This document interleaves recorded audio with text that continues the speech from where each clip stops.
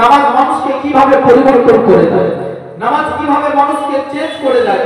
একজন নওজওয়ান, একজন যুবক একজন মহিলাকে দেখে, তার চরিত্র ব্যবহার দেখে, তার কথাবার্তা শুনে, তার আখলাক দেখে, তার রূপ দেখে, তার গুণ দেখে ওই মহিলাটার প্রেমে পাগল হয়ে গেছে। একটু ধ্যান দিয়ে শুনলে নিজেকে পরিবর্তন করতে পারবেন ইনশাআল্লাহ। ওই মহিলা প্রেমে পাগল হয়ে গেছে। আজিজানে মহতারাম, ওই মহিলাটাকে মনে মনে সে ভীষণ ভালোবেসে ফেলেছে। কিতাবের কথা, দুনিয়াবি কোনো গল্প নয়, কিতাবের কথা এটা। মনে মনে প্রচন্ড ভালোবেসে ফেলেছে। একদিন হঠাৎ করে ওই নওজওয়ান, ওই যুবকটা ওই মহিলাকে রাস্তার ধারে দেখতে পেয়ে ওই মেয়েটার কাছে দুই পা করতে করতে করতে করতে তার কাছাকাছি গিয়ে বলল, মহিলাটাকে সালাম দিল। ওই মহিলাটা সালামের উত্তর দিল। সালামের উত্তর যখনই হয়ে গেছে, ওই মহিলাটাকে বলতে আছে, ও আল্লাহর বান্দী, শোনো শোনো, আমি তোমার কাছে আজকে একটা প্রস্তাব নিয়ে এসেছি, আমি তোমাকে একটা কথা বলার জন্য এসেছি। ওই মহিলা বলে, কিসের জন্য এসেছেন? আপনি আমার কাছে কি প্রস্তাব এনেছেন? আপনি আমাকে কি কথা বলতে চান? এই আল্লাহর বান্দা বলে, ওই নওজওয়ান বলে, শোনো, আমি তোমার রূপ দেখেছি, আমি তোমার গুণ দেখেছি, তোমার আখলাক ব্যবহার দেখেছি, আমি তোমার চরিত্র দেখে আমি তোমার মহব্বতে পড়ে গিয়েছি। আল্লাহর বান্দী, আমি তোমার প্রেমে পড়ে গিয়েছি। তুমি দয়া করে তুমি আমার এই কথাটাকে অ্যাকসেপ্ট করে নাও। তুমি তাড়াতাড়ি আমার কথার উপরে রাজি হয়ে যাও, আর চলো আমরা দুইজনাতে গিয়ে বিয়ে করে ফেলি, নিজের সুখের সংসার করতে চাই। ওই মহিলাটাকে যখনই বাবা ওই ব্যক্তি প্রেমের প্রস্তাব দিয়ে দিয়েছে, ওই নওজওয়ান যখনই তার ভালোবাসার প্রস্তাবটা দিয়েছে, ওই মহিলা বলতে আছে, না না না, আমি কখনো একজন অপর পুরুষের সঙ্গে মহব্বত করতে পারি না, আমি অপর পুরুষের সঙ্গে কথা বলতে পারি না, আমি অপর পুরুষের সঙ্গে কোনো সম্পর্ক করতে চাই না। তার কারণ হচ্ছে এটাই, আমার বাড়িতে গার্জেনেরা রয়েছে, আমার গার্জেনেরা যদি জানতে পারে, আমার আত্মীয় স্বজন যদি শুনতে পাই, আমার মান সম্মান নিয়ে টানাটানি চলে হয়ে যাবে। তার চাইতে বড় বিষয় হচ্ছে এটাই, আমার আল্লাহ রাব্বে কায়নাতকে রোজ হাসরের ময়দানে মুখখানা দেখাবো কেমন করে। তুমি হচ্ছে একজন পরপুরুষ, তোমার সঙ্গে কথা বলবো আমার গুনাহ হবে, তোমার সঙ্গে ঘুরে বেড়াবো আমার অন্যায় হবে। এই হাসরের ময়দানে আল্লাহকে উত্তর দিতে পারবো না গো যুবক, যা করো তুমি ফিরে চলে যাও, আমি তোমার কথা মেনে নিতে পারলাম না, আমি তোমার কথা মেনে নিতে পারলাম না। একটু আগে আছে, এখানে আছে দাদা, সালাম দেখে আছে, কত দূর দেখতে পাওয়া যায় না, ভালো লাগে। যত কাছাকাছি বসবে তত মহব্বত করবে। সালামটা আমাকে প্রচন্ড ভালোবাসে, আমার মোবাইলে প্রায় লাইভ ভিডিও সালামটা দেখে। হ্যাঁ, আপনারা চলে আসেন, ভাই আমার, কাকা চলে আসেন। বিরাদার ইসলাম, ওই মহিলাটা যখনই বাবা ওই যুবকটাকে ওই কথা বলে দিয়েছে, ওই যুবক বলতে আছে, মহিলা শোনো শোনো, আমি তোমাকে এতটাই মহব্বত করে ফেলেছি, আমি তোমার প্রেমে এতটাই পাগল হয়ে গিয়েছি, তুমি যদি আমার প্রেমের প্রস্তাবটাকে অ্যাকসেপ্ট না করে নাও, খোদার কসম করে বলি, আমি নিজের জানকে হত্যা করে দেব, আমি সুসাইড করে দেব, দুনিয়া ছেড়ে চলে যাব।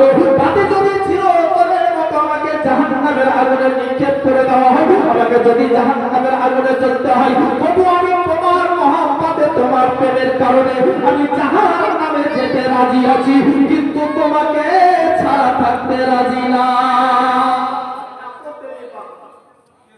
এই মহিলা চিন্তাই করে, এই মহিলা মনে মনে চিন্তা করে আল্লাহকে উদ্দেশ্য করে বলে, ও রব্বুল আলামিন, তোমার এই বান্দা তো আমার সঙ্গে মহব্বতে পড়ে গিয়েছে, সে তো আমাকে ভালোবাসার প্রস্তাব দিয়েছে, আল্লাহ আমি তার প্রস্তাবটা অ্যাকসেপ্ট করব কেমন করে, আমি তার প্রস্তাবটাকে মেনে নেব কেমন করে। এই মহিলা কিসের জন্য তার প্রস্তাবটাকে মেনে নিতে পারে না? এইদিকে বাবা দিলের মধ্যে আল্লাহর মহব্বত রয়েছে, এইদিকে দিলের মধ্যে নবীর মহব্বত রয়েছে, দিলের মধ্যে আল্লাহর প্রতি ভয় রয়েছে। হাসরের ময়দানের চিন্তা তার দিলের মধ্যে ঘুরে বেড়ায়, তার দিলের মধ্যে, তার অন্তরের মধ্যে ওই মুলসিরাতের ভয়ঙ্কর রাস্তার কথা মনে পড়ে যায়, তার দিলের মধ্যে জাহান্নামের ভয়ানক আযাবের কথা বিরাজমান বাবা। ওই কারণে মহিলা অ্যাকসেপ্ট করতে পারে না। আর অপরদিকে ওই মহিলাটা ছিল একজন বিবাহিত মহিলা, ওই মহিলাটা বিবাহিত মহিলা, মেয়েটার বিয়ে হয়েছে, স্বামী আছে, কিন্তু এই যুবক জানে না তার রূপ দেখে আর গুণ দেখে কথাবার্তা দেখে প্রেমে পড়ে। বিরাদরানি ইসলাম, এই মহিলা মনে মনে চিন্তা করে আল্লাহকে বলে, রব্বুল আলামিন, তোমার এই বান্দা তো আমার জন্য সে নিজের জানকে হত্যা করতে চাইছে, তো আল্লাহ আমার জন্য তোমার এই বান্দা সুসাইড করতে চাইছে, ও রব্বুল আলামিন, তুমি তোমার এই বান্দাকে হিদায়াত দান করো মাওলা, তুমি তার অন্তরটাকে আমার দিক থেকে ফিরিয়ে নাও, সে যেন আমাকে ঘৃণা করে, সে যেন আমাকে অন্তর থেকে ভুলে যায়, ও রব্বুল আলামিন, আমি তোমার ভক্তি তোমার দরবারে আরাধনা প্রার্থনা করতে চাই, তুমি ওই ব্যক্তিকে হিদায়াত দান করে। এইভাবে বাবা ওই মহিলাটা নিজের চোখের পানিকে ঝরাতে ঝরাতে নিজের বাড়িতে গিয়ে হাজির হয়েছে, মনটা ভীষণ খারাপ, মেয়েটা বাবা প্রচন্ড টেনশনের মধ্যে রয়েছে। ওই মহিলাটা বাড়ি যাওয়ার পরে নিজের সঙ্গের সাথী, নিজের প্রাণের স্বামীকে ডাক দিয়ে বলে, আমার স্বামী,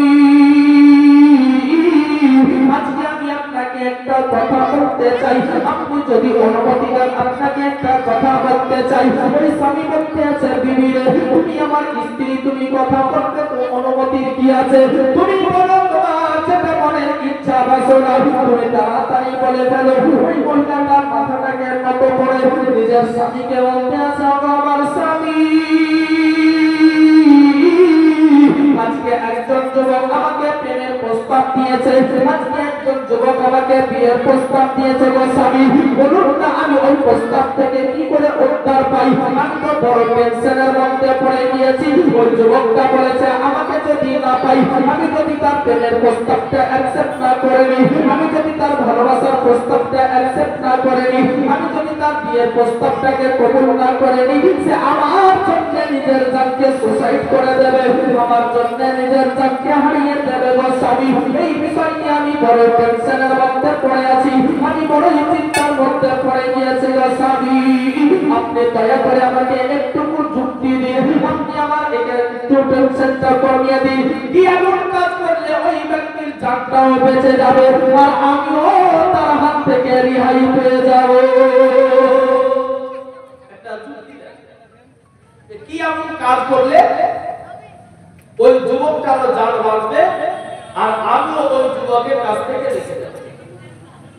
বেরাদার ইসলাম স্বামীর কাছে যুক্তি চাইল, তার স্বামী স্ত্রীর মুখ থেকে এই সমস্ত কথাগুলো শোনার পরে বাবা ও তার স্বামী মুস্কুরিয়া হাসতে আরম্ভ করেছে, মুচকি হাসতে আরম্ভ করেছে।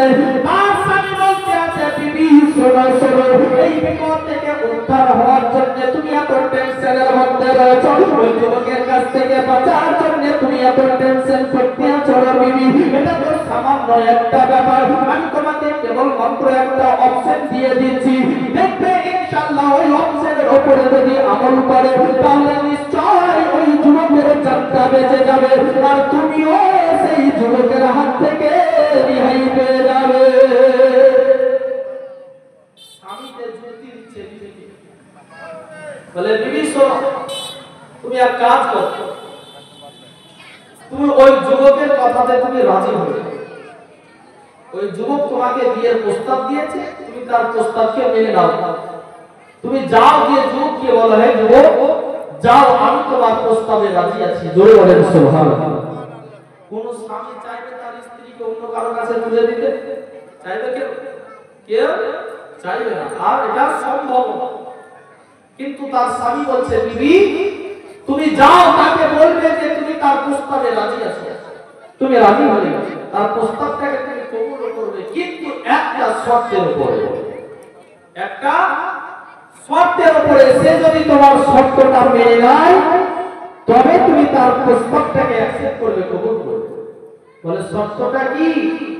স্বামী শিক্ষা দিচ্ছে স্ত্রীকে, বিবিকে বলছে, বিবি শোনো, তুমি ওই যুবককে বলবে, যুবক আমি তোমার অ্যাকসেপ্ট করে নেব, তোমার প্রস্তাবকে আমি কবুল করে নেব, কিন্তু আগামী কাল থেকে টানা 40 দিন ধরে তোমার পাড়ার ইমামের পেছনে গিয়ে ফজরের নামাজও জামাতের সহিত পড়তে হবে, বাকি 4 ওয়াক্তের নামাজও জামাতে পড়তে হবে।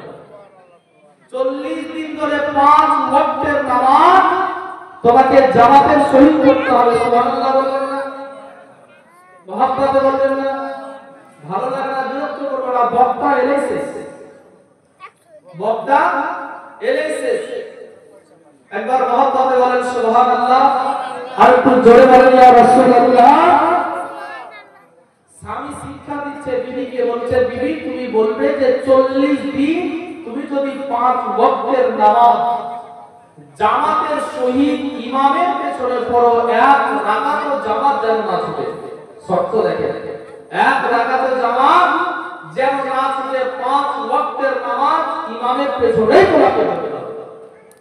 40 দিন যদি ওই যুবক 5 ওয়াক্তের নামাজ জামাতের সহিত পড়ে, 41 দিনকার দিনে আমি তোমার স্বামী তোমাকে কথা দিলাম যে তোমাকে আমি ওই যুবকের হাতে নিজেই তুলে দেব। জোরে বলেন, আমি নিজেই তোমাকে ওই যুবকের হাতে তুলে দেব। আজি জানি মহতারাম, মেয়েটা চিন্তা, ওই মেয়েটা বাবা ওই যুবকের কাছে গিয়ে যুবককে বলতে আছে, যুবক শোনো শোনো, আমি তোমার প্রস্তাবে রাজি হয়েছি, আমি তোমার প্রস্তাবকে কবুল করতে পারি, কিন্তু একটা শর্তের উপরে। এই যুবক বলতে আছে, বলো তোমার শর্তটা কি? এই মহিলা আল্লাহর বান্দি বলে, শোনো শোনো, তুমি যদি আগামী কাল থেকে নিয়ে টানা 40 দিন ধরে 5 ওয়াক্তের নামাজ তুমি যদি মসজিদে গিয়ে জামাতের সহিত ইমামের পেছনে যদি তুমি 40 দিন নামাজ আদায় করতে পারো, 41 দিনকার দিনে আমি তোমার স্ত্রী হয়ে যাব, 41 দিনকার দিনে আমি তোমার বিবি হয়ে যাব, 41 দিনকার দিনে আমি তোমার সঙ্গের সাথী হয়ে যাব। এই শর্ত যদি তুমি মেনে নিতে পারো, তবে আমি তোমার স্ত্রী হব, তোমার তোমার প্রস্তাবটাকে কবুল করে নেব। ওই যুবক বাবা মুস্কুরিয়া হাসতে হাসতে বলে, পাগলি রে, আমি তোর প্রেমে এতটাই দিওয়ানা হয়ে গিয়েছি, আমি তোর জন্য এতটাই পাগল হয়ে গিয়েছি রে পাগলি। 40 দিন কেন, সারা জিন্দেগি যদি তুই আমাকে বলিস যে ইমামের পেছনে জামাতের সহিত নামাজ পড়তে হবে তোকে পাওয়ার জন্য, আমি দুনিয়ার সমস্ত রকমের কাজকর্মকে ত্যাগ করে দেব, ব্যবসা বাণিজ্যকে ছেড়ে দেব, সমস্ত রকমের আরাম আয়েশকে ত্যাগ করে দিয়ে আমি সারা জীবন তোকে পাওয়ার জন্য কেবলমাত্র আমি নামাজে ব্যস্ত হয়ে যাব। আল্লাহুম্মা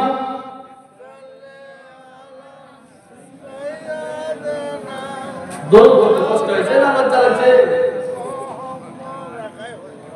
অকপটের সম্পত্তি আপনি কেড়ে নেয় না? দোষ ওদের নয়, দোষ আমাদের। মুসলমানদের মধ্যে একতা নয়, ভাই ভাইকে চিনে না, বাপ বেটাকে চিনে না, বেটা বাপকে চিনে না। মুসলমানদের মধ্যে একতা নাই বলে আজকে মুসলমানদের নিজস্ব সম্পত্তিকে কেড়ে নিচ্ছে। দরুদ পড়তে কেন এত কষ্ট? দরুদ সম্পর্কে আল্লাহ রাসূল বলেছে, যে ব্যক্তি মহব্বতে আমার উপরে দরুদ পড়বে, রোজ হাসরের ময়দানে ওই ব্যক্তিকে আমি আমার রহমতের চাদরের তলাতে ভরে দেব। জোরে বলেন সুবহানাল্লাহ। তার থেকে বহু বড় লোক নালাই ভালো ছিল। মদিনা মোড়ের লোকের আওয়াজ যে এরকম হবে না ভাবার কথা না। কেবল তো জালসা শুরু হলো, শুনতে যদি এরকম অবস্থা হয় তাহলে শেষ পর্যন্ত কি হবে? আমার ওস্তাদ হুজুর মরহুম কবি মুফতি জিয়াউল মুস্তাফা একটা খুব দামি কথা বলতেন। এই জালসা মিলাদের দর্শককে কেন্দ্র করে খুব দামি কথা বলতেন। হুজুর বলতেন যে যখনই বাজে রাত 9টা তখনই দর্শকের মূল হয়ে যায় চটা। বলে এবার সিরিলি নিয়ে বলবি যে হঠাৎ 9টা করা চলবে না, এবার সিরিলি নিয়ে টানাটা। সিরিলি সে বিরিয়ানি হোক, পোলাও হোক, আর খিচুড়ি হোক, আর খুরমা হোক, আর বাতাসা হোক, তখন সিরিলির পাওয়ার চলবে, মৌলবীদের কথা আর কানে ঢুকবে। মহব্বতে বলেন সুবহানাল্লাহ। আর একটু জোরে বলেন ইয়া রাসূলুল্লাহ। কে সাল্লাতু সাল্লামু তো আমার দরুদ সালামু তো আমার তো নবী মুস্তাফা। তোমরা যদি যাও তো মদিনায়, সাল্লাতু সাল্লামু তো আমার দরুদ সালামু তো আমার তো নবী মুস্তাফা। তোমরা যদি যাও তো মদিনায়, কে মদিনা শরীফের মাটি,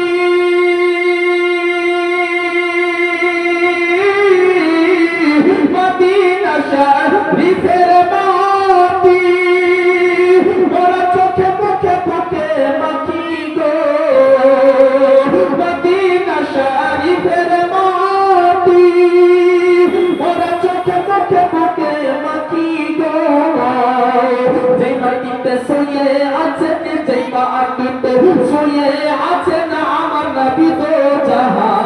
তোমরা যদি যাও মদিনায় সালাত সালাম গো আমার দরুদ সালাম গো আমার প্রিয় নবী মুস্তাফা তোমরা যদি যাও মদিনা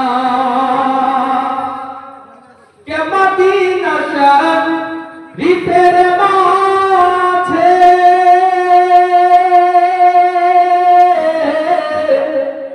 মদিনা শরীফের মাঝে স্বর্ণের একটি মিম্বার আছে গো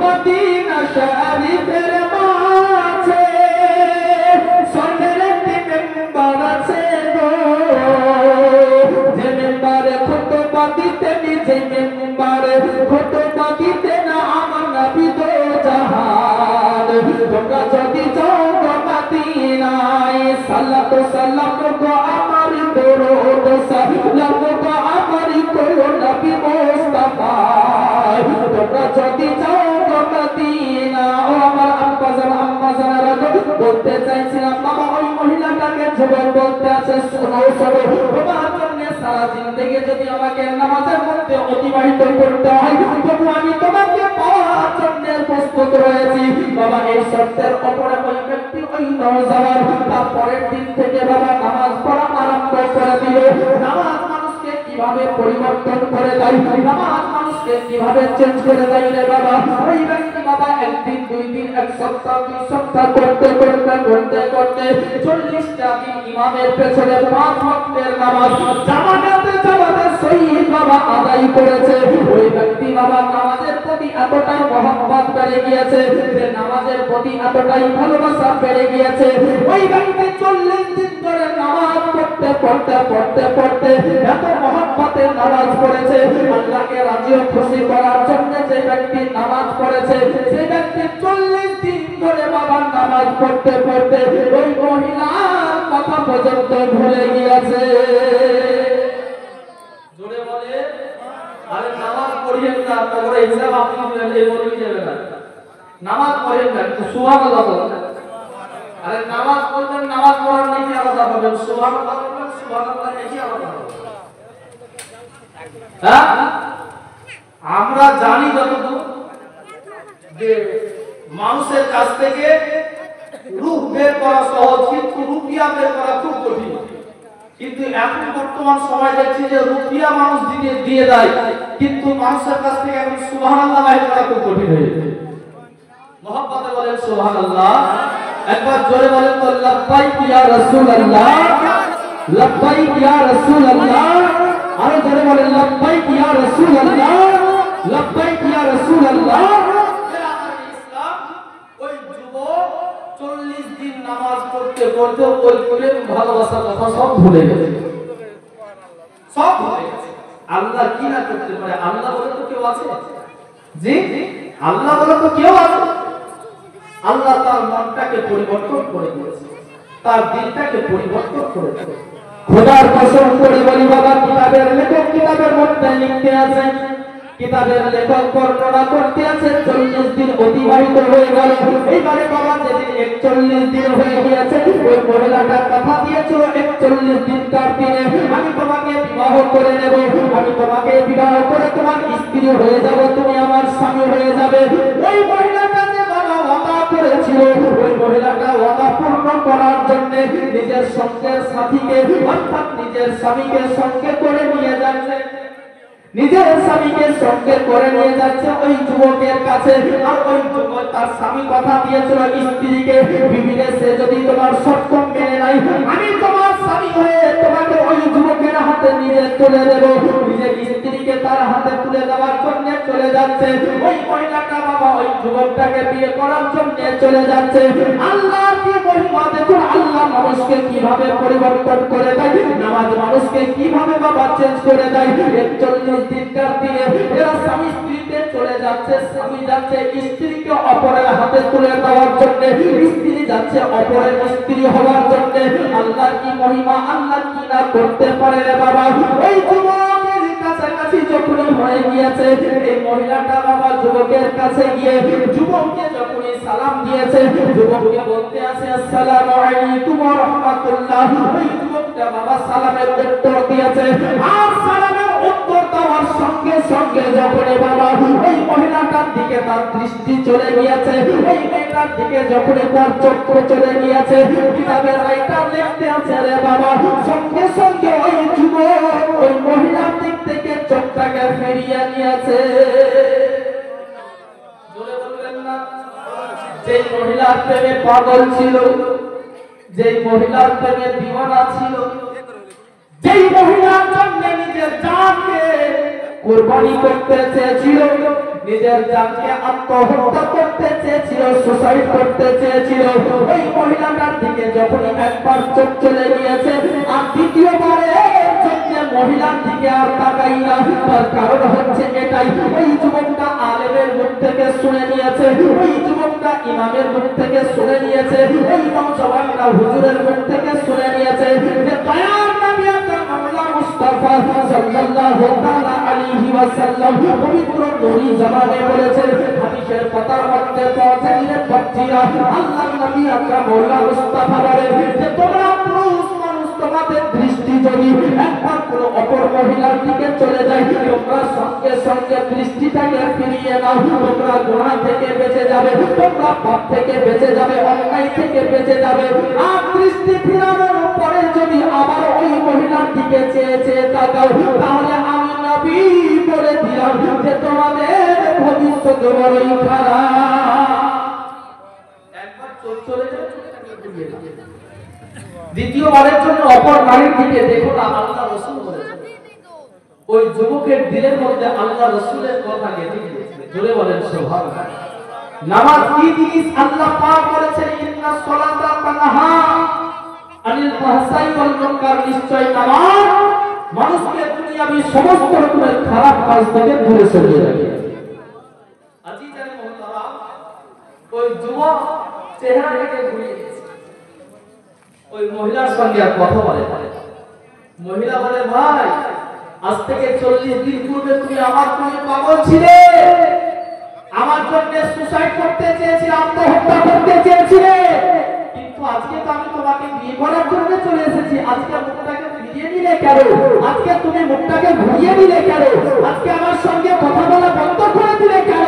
আজিজান মুহতারাম, ওই নওজওয়ান বলতে আছে, খোদার কসম করে বলি, আল্লাহ রাব্বে কায়নাত কোরআন শরীফের মধ্যে নামাজ সম্পর্কে যেই কথা বলেছে, এই যুবকের সঙ্গে তীর বাতিল মিলে যাচ্ছে। আপনার একটুকু কোনো রকমের ডিফারেন্স থাকে না, একটুকু কোনো রকমের পার্থক্য দেখতে পাওয়া যায় না। আল্লাহ পাক বলেছে, নিশ্চয়ই নামাজ নামাজীদেরকে দুনিয়ার সমস্ত রকমের খারাপ কাজ থেকে বাঁচিয়ে রাখে। ওই যুবক উত্তরে বলতে আছে, মহিলা শোনো, তখন তোমাকে ভালোবাসতে চেয়েছিলাম, তখন তোমার সঙ্গে সম্পর্কে জড়িত হতে চেয়েছিলাম, তখন তোমাকে আমি প্রস্তাব দিয়েছিলাম, তখন তুমি আমার কাছে একজন অপর নারী ছিলে, আমি তোমার কাছে পরপুরুষ ছিলাম, তখন তোমার সঙ্গে কথা বলেছি, তখন তোমার সঙ্গে দেখা করেছি, তখন আমার জন্য গুনাহ হয়েছে। আল্লাহ রাব্বে কায়নাত আমার আমলনামায় গুনাহ লিখে রেখেছেন। এই মহিলা শোনো, আমি নতুন করে তোমার সঙ্গে আর কথাবার্তা বলে আমি গুনাহ খাতা ভারী করতে চাই না, তোমার সঙ্গে সম্পর্ক করে আমি গুনাহ খাতা ভারী করতে চাই না। শোনো, আল্লাহ পাক আমাকে কি করে পরিবর্তন করেছে আল্লাহু আলাম, আল্লাহ পাক ছাড়া কেউ বলতে পারে না। কিন্তু এটা শোনো যে আমি যেই দিন থেকে নামাজ পড়তে আরম্ভ করেছি, সেই দিন থেকে এক এক করে আমার অন্তর থেকে, আমার অন্তরের মধ্যে, আমার দিলের মধ্যে যেই সমস্ত খারাপ চিন্তা ভাবনাগুলো ছিল, সেগুলো আস্তে আস্তে হালকা হালকা করে, একটু একটু করে, একটা একটা করে আমার অন্তর থেকে বেরিয়ে যেতে আরম্ভ করেছে। জোরে বলেন সুবহানাল্লাহ, সুবহানাল্লাহ। যত রকমের খারাপ চিন্তা ভাবনা ছিল আমার অন্তর থেকে সব বেরিয়ে গেছে। অতএব শোনো, তখন তোমার সঙ্গে কোনো সম্পর্ক ছিল না, তোমাকে প্রস্তাব দিয়েছিলাম, তখন তোমার প্রেমে আমি পাগল ছিলাম, কিন্তু তুমি আমার চরম উপকার করেছো। তুমি যদি আমাকে নামাজের সত্যতা না দিতে, আমি নামাজ কি জিনিস বুঝতাম না, রোজা কি জিনিস বুঝতাম না, হজ যাকাত কি জিনিস বুঝতাম না, নবীর মহব্বত কি জিনিস বুঝতাম না, আল্লাহর মহব্বত কি জিনিস বুঝতাম না, হাদিস কি জিনিস জানতে পারতাম না, কোরআন কি জিনিস আমি জানতে পারতাম না, কবরের আযাব কত ভয়ঙ্কর জানতে পারতাম না, হাসরের ময়দান কত ভয়ঙ্কর জানতে পারতাম না, ফুলসিরাতের রাস্তা কত কষ্টকর রাস্তা জানতে পারতাম না, জাহান্নামের আযাব কত ভয়ঙ্কর আমি জানতে পারতাম না। তোমার জন্য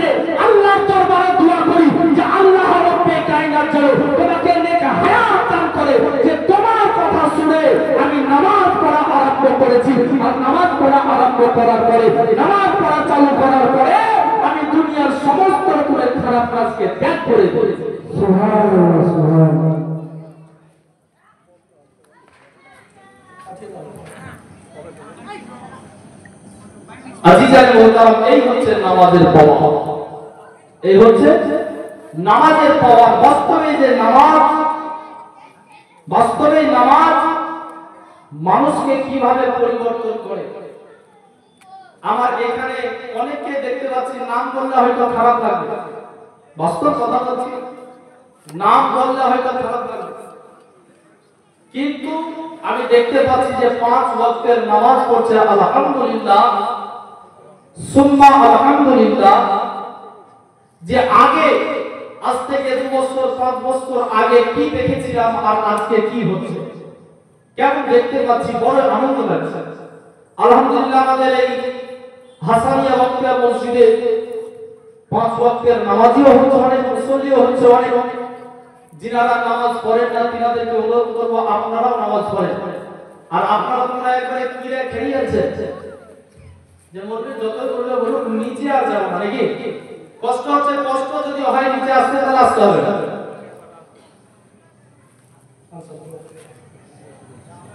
সুবহানাল্লাহ। আমার সময় ধরে যে শেষের দিকে বক্তা করে হাজির হয়ে যাবে, বক্তা এসে বক্তা হাজির হয়ে যাবে। এখন আমি একটা অভ্যাস শুরু করে দিয়েছি, বুঝলেন, জালসা মিলাদে বেশি কথা লাভ নাই। হ্যাঁ বাস্তব কথা বলছি, মিলাদ করতে গিয়ে 8 ঘন্টা বলে 1000 টাকা দিয়ে, 1 ঘন্টা বলে 1000 টাকা দিয়ে, বেশি করে লাভ কি? যত কম করা তত ভালো, টাকা দরকার নেই। এখনকার বর্তমান যুগে জালসা করে কিছু উপকার হোক আর না হোক, বক্তাদের সংসার চালাবার দায়িত্ব আমরা নিয়ে নিয়েছি। এই উপকারটাই হচ্ছে আলেম ওলামাদের, এই উপকারটাই হচ্ছে, বাকি উপকার আমাদের কিছু হয় না। জালসা শুনছি মনে হচ্ছে না কাল থেকে নামাজ পড়ব, কাল থেকে এটা করবো, ওগুলো ত্যাগ করে দেবো, ছেড়ে দেবো। আবার সিজনি পেটে গিয়ে হজম হওয়ার আগে বলতে কথা শেষ, কিছু না। একবার মহব্বতে জোরে বলেন সুবহানাল্লাহ। সুবহানাল্লাহ। কাকা আমার একটু নেওয়া আছে, নিচে বসে, ভালো লাগবে, বক্তা আসছে। সুবহানাল্লাহ। আপনাদের মহব্বতে সুদূর দক্ষিণ দিনাজপুর থেকে বক্তা চলে এসেছে, ইনশাআল্লাহ 2-5 মিনিটের মধ্যে স্টেজে আসবে, তৈরি হচ্ছে। একটু আগে আসে একটা বাংলা নাতে রাসূল শুনে, একবার মহব্বতে জোরে বলেন সুবহানাল্লাহ। সুবহানাল্লাহ। সুবহানাল্লাহ ইয়া রাসূলুল্লাহ, ইয়া রাসূলুল্লাহ। হাত দিয়ে বলেন ইয়া রাসূলুল্লাহ, ইয়া রাসূলুল্লাহ। ঝড় ঝড় ঝড় রহমত ঝরে, সুবহানাল্লাহ। কে ঝড় ঝড় ঝড় রহমত ঝরে, সুবহে সাদিকের ভোরে। কে ঝড় ঝড় ঝড় রহমত ঝরে, সুবহে সাদিকের ভোরে। পঞ্চে মরে কবুতর এলো খোদার পয়গম্বর, পঞ্চে মরে কবুতর এলো খোদার পয়গম্বর, মায়া মে নারী ঘরে। একটু নবীর মহব্বতে বলেন সুবহানাল্লাহ। সুবহানাল্লাহ। মুসলমান এখন আর ঘুমিয়ে থাকতে হবে না, ঘুম থেকে জাগতে হবে আমাদের। বর্তমান দেশের অবস্থা খুব খারাপ। আজকে আরামে শান্তিতে হয়তো নামাজ পড়তে পারছি, কালকে যে মসজিদের মেন গেটে তালা পড়বে না তার কোনো গ্যারান্টি নেই। বাস্তব কথা বলছি, কালকে মসজিদ মাদ্রাসায় যে তালা পড়বে না তার কোনো গ্যারান্টি নেই। একটু মহব্বতে সুবহানাল্লাহ বলেন, আর একটু জোরে বলেন মহব্বতে বলেন ইয়া রাসূলুল্লাহ, রাসূলুল্লাহ। ঝড় ঝড় রহমত ঝরে, সুবহে সাদিকের ভোরে। বলছে মরে কবুতর এলো খোদার পয়গম্বর, বলছে মরে কবুতর এলো খোদার পয়গম্বর, মায়া মে নারী ঘরে। বলছে মরে কবুতর এলো খোদার পয়গম্বর, মায়া মে নারী ঘরে। মহব্বত বলেন সুবহানাল্লাহ। জানি যে আপনারা সুবহানাল্লাহ বললেন না, ভাইকে হায়া করে নিয়ে আসি সুবহানাল্লাহ। আপনারা সন্ধ্যা থেকে এতক্ষণ পর্যন্ত যতবার সুবহানাল্লাহ না বলেছেন, 5 মিনিট ততবার সুবহানাল্লাহ। নবীর মহব্বতে বলেন ইয়া রাসূলুল্লাহ, রাসূলুল্লাহ। চারি চেহারা থেকে, চারি চেহারা থেকে নূরের ঝিলিক মারে, আর হাসিলে যেন মুক্তা ঝরে। সুবহানাল্লাহ। চারি চেহারা থেকে নূরের ঝিলিক মারে, হাসিলে যেন মুক্তা ঝরে। তাই বলছে নবীর দাদা কি রূপ দিল মোর খোদা, তাই বলছে নবীর দাদা কি রূপ দিল মোর খোদা, তার যেই দেখে সেই হয়ে যায় নবীর প্রেমে ফিদা। ঝড় ঝড় ঝড় রহমত ঝরে, সুবহে সাদিকের ভোরে। পঞ্চে মরে কবুতর এলো খোদার পয়গম্বর,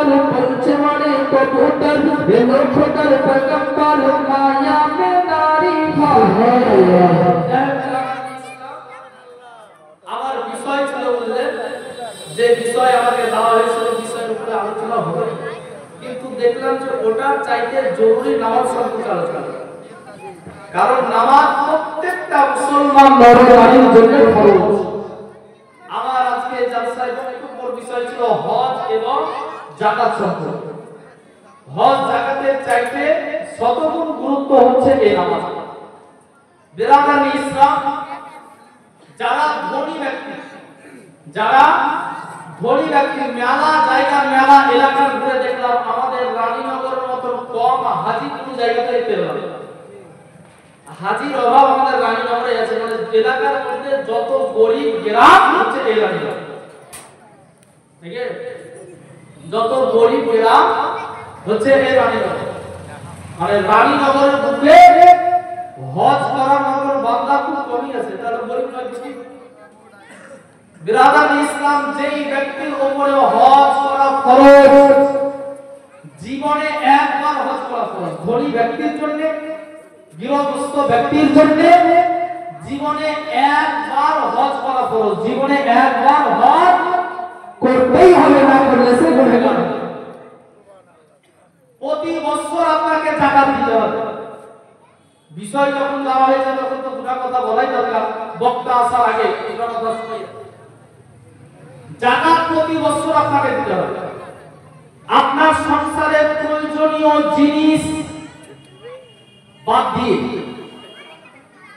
উদাহরণস্বরূপ বলি যে আপনি এক বছরের মধ্যে 5 লাখ টাকা ইনকাম করলেন, ভালো করে শুনবেন, এক বছরের মধ্যে 5 লাখ টাকা ইনকাম করলেন, এক বছরের মধ্যে 4 লাখ টাকা খরচা হয়ে গেছে।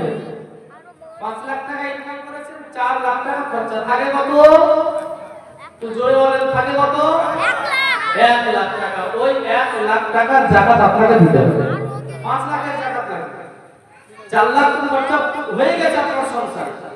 যে 1 লাখ টাকা আছে, ওই 1 লাখ টাকার যাকাত আপনাকে দিতে হবে।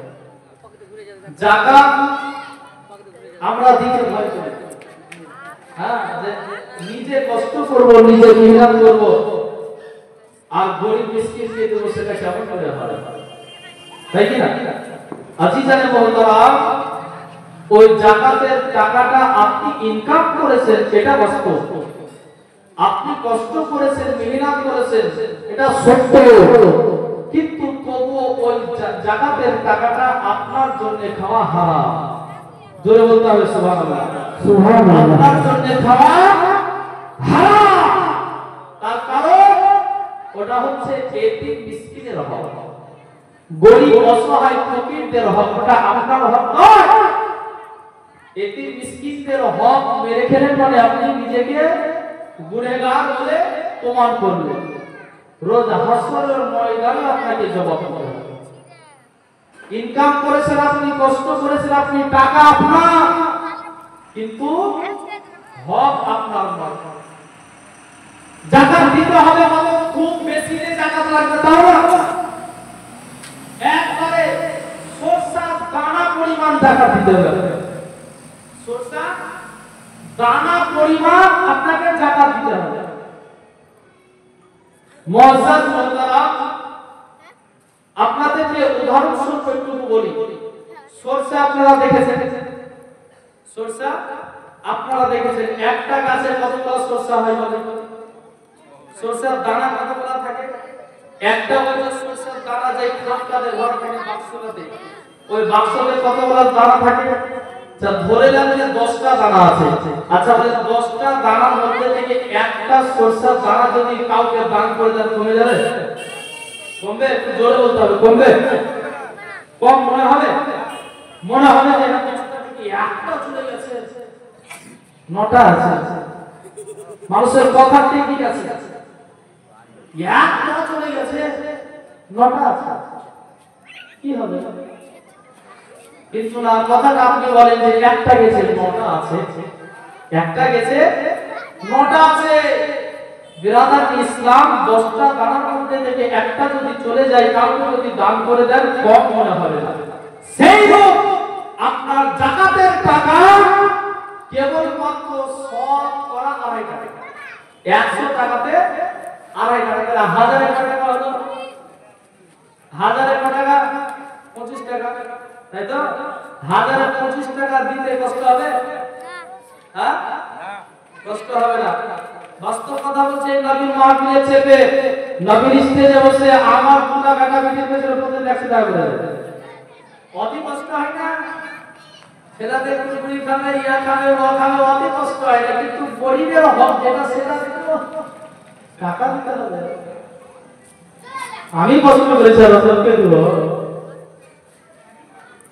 মুসলমান যারা ধনী ব্যক্তি, যাদের জন্য যাকাত দেওয়া জরুরি। নামাজে আপনার ইসলামের 5টা স্তম্ভ, কোটি কটা? 5টা।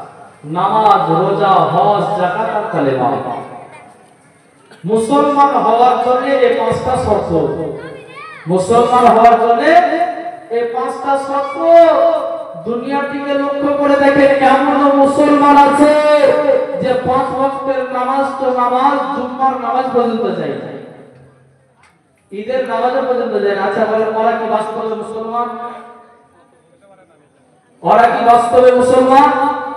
বিরাদার ইসলাম কিতাবের মধ্যে বলা হয়েছে, হাদিসের মধ্যে এসেছে যে কোন মুসলমান যদি বিনা কারণে ইচ্ছাকৃতভাবে পর পর 3টা জুম্মার নামাজকে ত্যাগ করে দেয়, ওই ব্যক্তি মুসলমান থেকে বাতিল হয়ে যেতে পারে। ওই ব্যক্তি মুসলমান থেকে বাতিল হয়ে যেতে পারে। আচ্ছা বলেন, যারা যুগ ধরে জুম্মা পড়ানো ওরা মুসলমান? ওদের উপর আবার ফতোয়া দেন, দেখেন কি অবস্থা।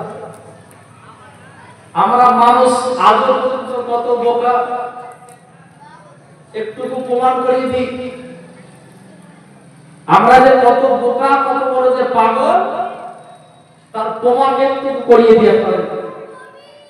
আচ্ছা বলেন, এখানে এতগুলা লোক বসে আছে, এতগুলা লোক বসে আছে, আমার মতো বলবি যদি এখন কাউকে লক্ষ্য করে বলি, আমার ইসমাইল কাকাকে ধরলাম, আমার ইসমাইল কাকাকে যদি বলি বাহ বাঘের বাচ্চা, বাহ, ও রাগ করবে না? খুশি হবে? হ্যাঁ, একটু জোরে সারা দেন। রাগ করবে না? খুশি হবে? খুশি হবে। আর যদি বাহ জানোয়ারের বাচ্চা, বাহ, খুশি হবে? জোরে বলেন না, খুশি হবে? তো জোরে সারা দেন। ইসমাইল কাকা ঝগড়া করবে আমার সাথে, রাগ করবে না? খুশি হবে? রাগ করবে। আমাকে বললেও আমিও রাগ করব, আমার বাপকে বললে আমার বাপও রাগ করবে, ভাইকে বললে ভাইও রাগ করবে। ইসমাইল কাকার নামটা হয়তো দিলাম, ইসমাইল কাকার সাথে আমার অনেক রকমের মহব্বত আছে। বিরাদার ইসলাম। আচ্ছা বলেন যে বাঘটা কি? মানুষ, জিন, ফেরেশতা, পরী না জানোয়ার? বাঘটা তো জানোয়ার, ডালিমদা, বাঘটা তো একটা জানোয়ার, ছাগল হচ্ছে একটা জানোয়ার, বাঘ হচ্ছে একটা জানোয়ার, কুকুর হচ্ছে একটা জানোয়ার, শিয়াল হচ্ছে একটা জানোয়ার, এটা তো জীব জানোয়ার। তাহলে আপনাকে আমাকে বাঘের বাচ্চা বলে আমরা আনন্দ পাই, আর জানোয়ার বাচ্চা বললে কষ্ট হয়। কিন্তু আমরা কত বড় পাগল, এটা ভাবি না যে ওই বাঘটাই হচ্ছে জানোয়ার, ওই বাঘটাই যে জানোয়ার, এটা আমরা ধ্যানে রাখি না, বিরেতে রাখি না। এত বড় পাগল, এত বড় বোকা হচ্ছে আমরা। আজি জানে মহতারা, একটু নবীর মহব্বতের দিকে আসুন। দুনিয়াতে নামাজ, রোজা, হজ, যাকাত, দান, খায়রাত, ফিতরা, ইয়া ওয়া হামদান সবই বাদ, যদি নবীর মহব্বত না থাকে, যদি নবীর মহব্বত না থাকে। আমরা নবীর মহব্বত করি, আমরা সুন্নি মুসলমান। আলহামদুলিল্লাহ, আজকে জালসাতে আমার ফজুদাদের জন্য খাস করে দোয়া হবে। একটি খুশির সংবাদ আছে, আমি শুনেছি, আমি জানি যে আমার দাদু ফজলুর রহমান, আলহামদুলিল্লাহ, আল্লাহ পাক যদি হায়াতে বাঁচিয়ে রাখে, এই বছর তিনি হজ করতে যাবে। সকলে বলেন আলহামদুলিল্লাহ, একটু জোরে বলেন আলহামদুলিল্লাহ। আলহামদুলিল্লাহ, আল্লাহ পাক যেন তিনাকে সুস্থভাবে, সুস্থ শরীরে হজ করার তৌফিক দান করেন, বলেন আল্লাহুম্মা আমিন। বিরাদার ইসলাম, একটু নবীর মহব্বতের কথা শুনুন। আমরা মানুষ আজও কত পাগল, আমরা নবীর উপরে দরুদ পড়ি, নামাজের মধ্যে নবীর উপরে দরুদ পড়ি। যে কোনো মাযহাবের লোক, কোনো মাযহাবের নাম নিয়ে বলছি, প্রত্যেকটা মাযহাবের লোক নবীর উপরে দরুদ পড়ে, নবীর উপরে দরুদ না পড়লে আর নামাজই হয় না।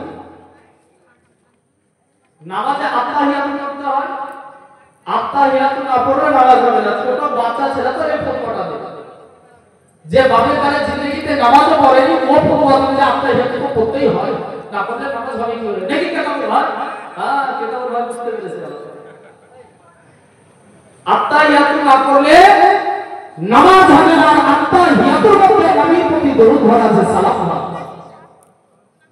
আজিজানে মুহতারাম, নবীর প্রতি সালাম জালসাতে আমরা ঝুম ঝুম করে জোরে জোরে দরুদ পড়ি, সালাম করি, এতে কিছু মানুষের আপত্তি আছে, পরে সে পড়বে, তাতে আমাদের কোনো অসুবিধা নেই, তাই কি না?